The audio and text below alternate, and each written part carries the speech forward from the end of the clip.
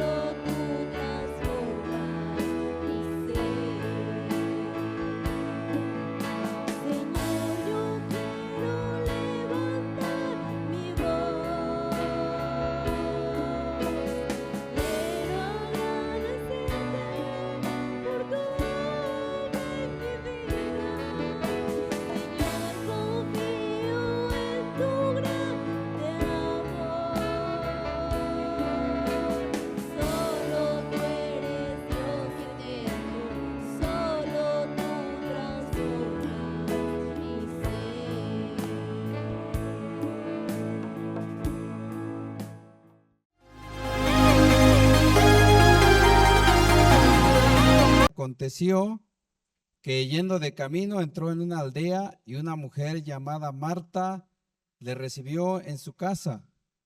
Esta tenía una hermana que se llamaba María, la cual, sentándose a los pies de Jesús, oía su palabra.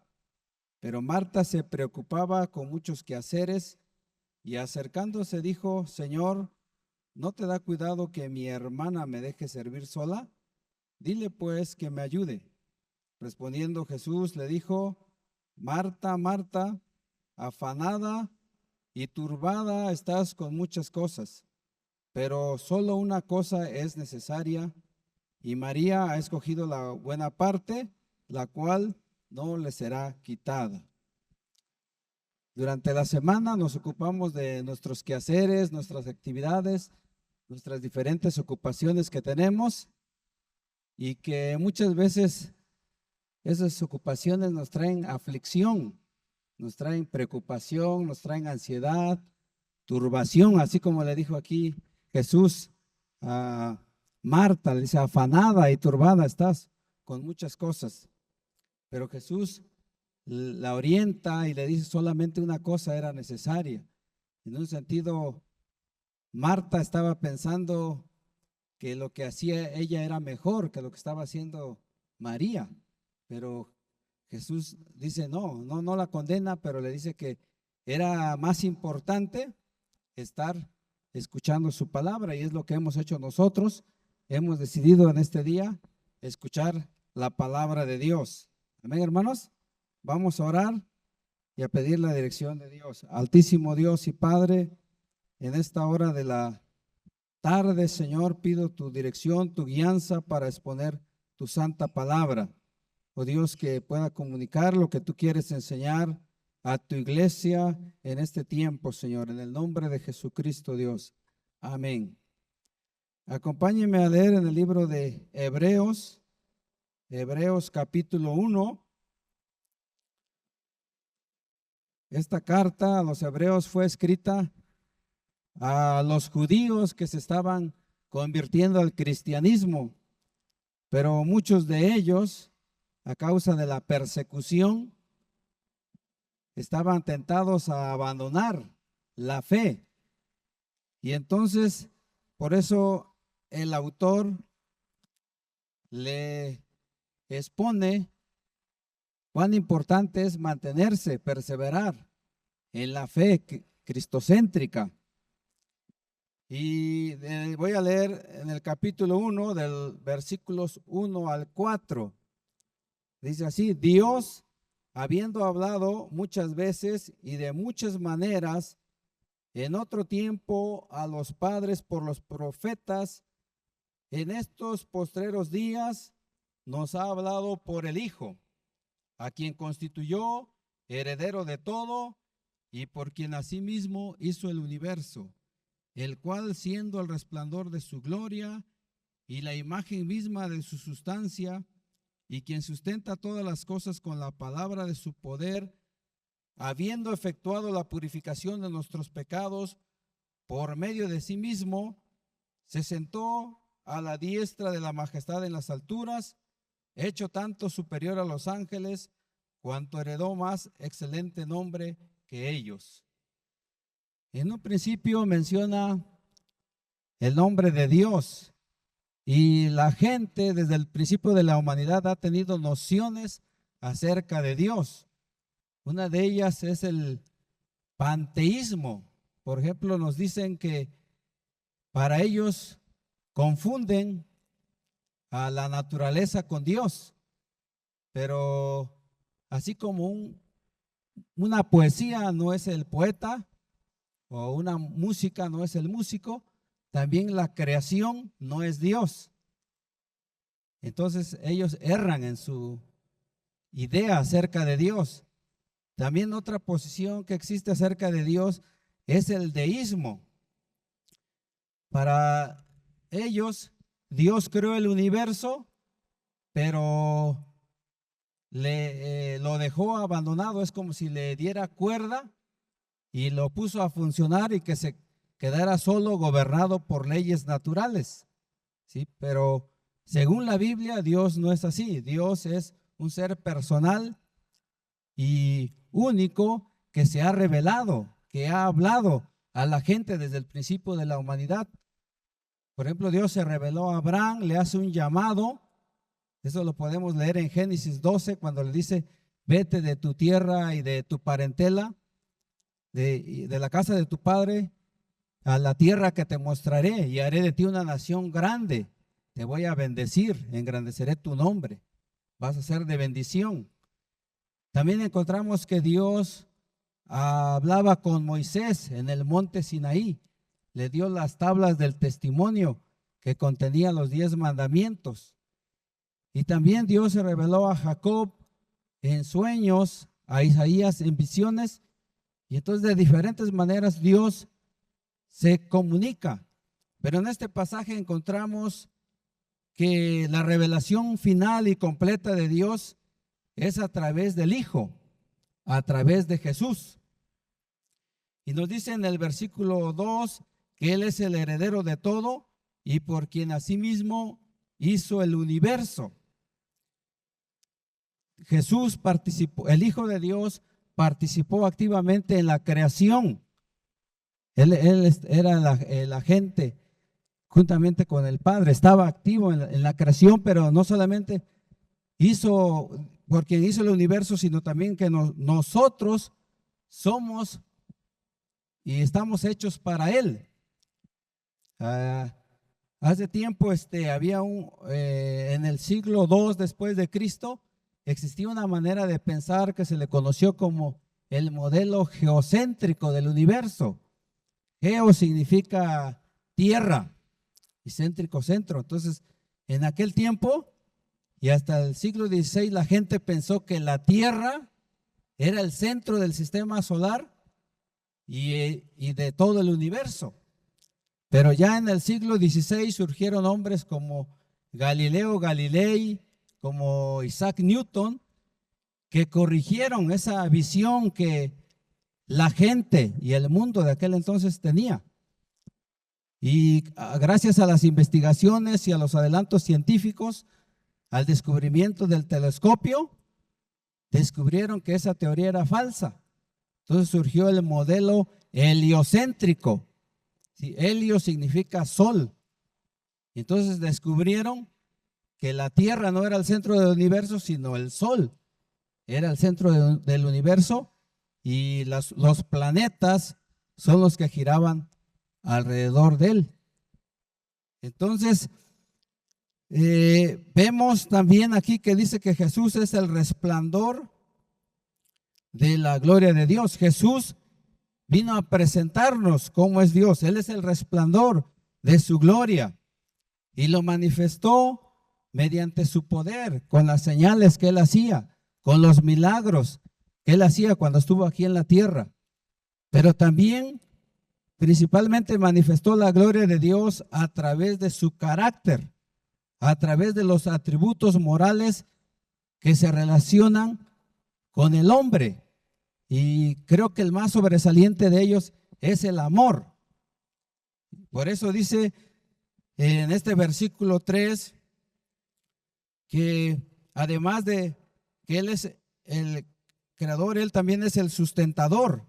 Entonces Jesús sigue participando activamente en el cuidado de la creación, pero el fin principal por el cual vino fue que Él vino a purificarnos, dice, de nuestros pecados, para acercarnos a Dios mismo. Por eso vamos a leer en Hebreos capítulo 8. Aquí encontramos cómo Jesús introduce un nuevo pacto que es superior al antiguo pacto. Acompáñenme a leer en Hebreos capítulo 8, versículo 6. Dice de la siguiente manera, voy a leer desde el versículo 6 hasta el versículo 12. Dice: pero ahora tanto mejor ministerio es el suyo, cuanto es mediador de un mejor pacto, establecido sobre mejores promesas, porque si aquel primero hubiera sido sin defecto, ciertamente no se hubiera procurado lugar para el segundo. Pero reprendiéndolos dice: he aquí vienen días, dice el Señor, en que estableceré con la casa de Israel y la casa de Judá un nuevo pacto, no como el pacto que hice con sus padres el día que los tomé de la mano para sacarlos de la tierra de Egipto. Pero ellos no permanecieron en mi pacto, y yo me desentendí de ellos, dice el Señor, por lo cual este es el pacto que haré con la casa de Israel. Después de aquellos días, dice el Señor, pondré mis leyes en la mente de ellos y sobre su corazón las escribiré. Y seré a ellos por Dios y ellos me serán a mí por pueblo. Y ninguno enseñará a su prójimo, ni ninguno a su hermano diciendo: conoce al Señor, porque todos me conocerán desde el menor hasta el mayor de ellos, porque seré propicio a sus injusticias y nunca más me acordaré de sus pecados y de sus iniquidades. Entonces aquí la Escritura nos dice que Jesús trajo un mejor pacto. El pacto es un acuerdo entre Dios y los hombres, pero el pueblo de Israel falló, porque aquel antiguo pacto le decía las cosas correctas que debían hacer, que debían de cumplir las leyes, pero faltaba algo, no te daba la facultad, el poder para obedecer, para hacer, para cumplir con los mandamientos de Dios. Por eso la diferencia con el nuevo pacto es lo que dice en el versículo 10, que ahora por la obra del Espíritu Santo, Dios pone sus leyes en el corazón, en la mente y en el corazón de cada creyente. Otra diferencia también es de que ahora podemos conocer a Dios de manera personal. En aquel tiempo, Moisés tenía un encuentro con Dios en un lugar donde él se reunía de manera así frecuente, pero también el sumo sacerdote solamente una vez al año entraba al lugar santísimo para ofrecer un sacrificio por los pecados del pueblo.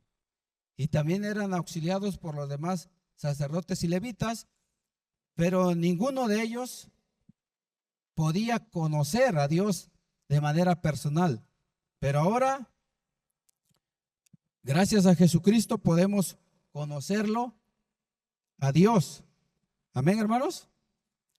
Y también dice en el versículo 12, porque seré propicio a sus injusticias y nunca más me acordaré de sus pecados y de sus iniquidades. Cuando el sumo sacerdote ofrecía los sacrificios por los pecados, cada año hacían memoria y recordaban todos los pecados pasados. Pero ahora, en el nuevo pacto, Dios es propicio y dice que nunca más se acuerda de nuestros pecados, ya no nos recuerda los pecados que cometimos. Entonces eso es lo que trajo Jesús, un mejor pacto que es superior al antiguo pacto. Jesús también le dijo a los fariseos, les decía que eran sepulcros blanqueados, pero que por dentro estaban llenos de hipocresía, porque el antiguo pacto solamente trataba con lo externo, pero el nuevo pacto que trajo Jesús trata con el interior, con el cambio en el corazón del hombre y lo hace una nueva criatura. Ahora leemos en Hebreos capítulo 9, versículo 11. Dice: pero estando ya presente Cristo, sumo sacerdote de los bienes venideros, por el más amplio y más perfecto tabernáculo, no hecho de manos, es decir, no de esta creación, y no por sangre de machos cabríos ni de becerros, sino por su propia sangre, entró una vez para siempre en el lugar santísimo, habiendo obtenido eterna redención. Porque si la sangre de los toros y de los machos cabríos y las cenizas de la becerra rociadas a los inmundos santifican para la purificación de la carne, cuánto más la sangre de Cristo, el cual mediante el Espíritu eterno se ofreció a sí mismo sin mancha a Dios, limpiará vuestras conciencias de obras muertas para que sirváis al Dios vivo. Entonces, con la venida de Cristo, también tenemos un mejor santuario. En el tabernáculo de reunión estaba la puerta y que todo lo que estaba al interior, los muebles y el diseño eran solamente símbolo de Cristo. En realidad la puerta por el cual podemos ser salvos es Jesús. Después de la puerta estaba el atrio, donde estaba el altar del holocausto. Ahí se ofrecía el sacrificio. Y después estaba el lavacro, donde se lavaban los sacerdotes. Entonces, el altar del holocausto simboliza la justificación por fe del creyente, gracias al sacrificio de Cristo. Y el lavacro simboliza el derramamiento del Espíritu Santo que nos da una nueva vida en Cristo. Ya después había dos secciones al interior. Una parte es el lugar santo y la otra parte el lugar santísimo. En el lugar santo estaba el candelabro, que también es un símbolo de Cristo, que es la luz del mundo y que nosotros también nos somos llamados a resplandecer. También está la mesa de los panes. El pan simboliza también a Cristo, que puede ser el pan espiritual que nos sustenta con su palabra. Y también estaba el altar del incienso, que representa las oraciones y mediante el cual podemos tener acceso a la presencia de Dios. Pero lo más glorioso es que gracias a la sangre de Cristo, dice en el versículo 14, tiene el poder para limpiar nuestras conciencias. Eso no hacía los sacrificios que ofrecían los sacerdotes. Nada más cubrían el pecado, pero no tenían el poder para limpiar la conciencia del ser humano, del hombre que es pecador. Entonces vamos viendo dos cosas que trajo Jesús. Él introdujo un mejor pacto, superior al antiguo pacto. También introdujo un mejor santuario. Y vamos a ver en el versículo 23 del capítulo 9.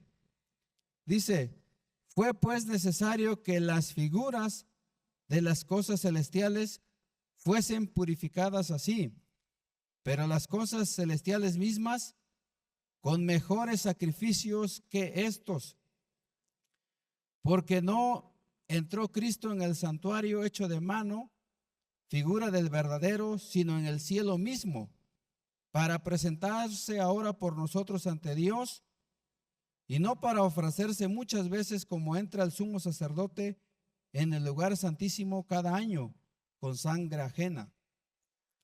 De otra manera, le hubiera sido necesario para padecer muchas veces desde el principio del mundo. Pero ahora en la consumación de los siglos se presentó una vez para siempre por el sacrificio de sí mismo para quitar de en medio el pecado. También leo en el capítulo 10, versículo 19 al 22. Dice: así que, hermanos, teniendo libertad para entrar en el lugar santísimo por la sangre de Jesucristo, por el camino nuevo y vivo que Él nos abrió a través del velo, esto es, de su carne, y teniendo un gran sacerdote sobre la casa de Dios, acerquémonos con corazón sincero, en plena certidumbre de fe, purificados los corazones de mala conciencia y lavados los cuerpos con agua pura. Entonces, gracias al sacrificio perfecto, que es un mejor sacrificio que lo que ofrecían los sacerdotes al matar animales, gracias a este sacrificio que Jesús hizo en la cruz del Calvario, se rompió el velo que hacía esa separación entre Dios y el hombre. Y entonces ahora todos, ya no solamente como en aquel tiempo que entraba una vez solamente al año el sumo sacerdote, o Moisés, o los sacerdotes o levitas que podían entrar en el tabernáculo que simboliza la presencia de Dios. Ahora ya no es así. Ahora todos los que hemos puesto la fe en Jesucristo podemos llegar, dice aquí, con libertad hasta la misma presencia de Dios, hasta el trono de su gracia. Y podemos llegar con toda confianza porque Él no nos condena. Sí, Él dice que ya con la sangre de Jesús ya nos ha limpiado de nuestros pecados, pero también nos capacita para ir venciendo el pecado todos los días.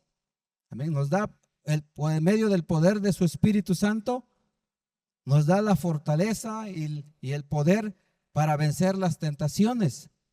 Amén, hermanos. Entonces, siempre vamos a caminar y muchas veces vamos a ser tentados a escoger entre lo bueno y lo mejor, pero aquí el autor a los hebreos les está exhortando y les dicen, ¿para qué quieren regresar a su sistema antiguo de ritos, de ceremonias que hacían en el tabernáculo?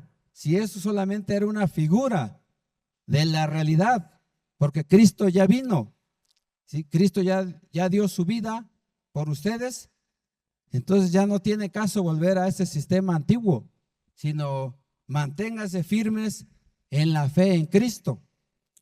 Y así como en aquel tiempo descubrieron que no era la tierra el centro del universo, sino que era el sol, también así nosotros debemos de darnos cuenta que no existimos solamente para nosotros mismos, sino que por la obra creadora de Jesús y por su obra redentora, ya no nos pertenecemos a nosotros mismos, sino ahora le pertenecemos a Él y somos sus siervos. Debemos de vernos así como siervos, estar dispuestos a obedecer y a servir a Dios.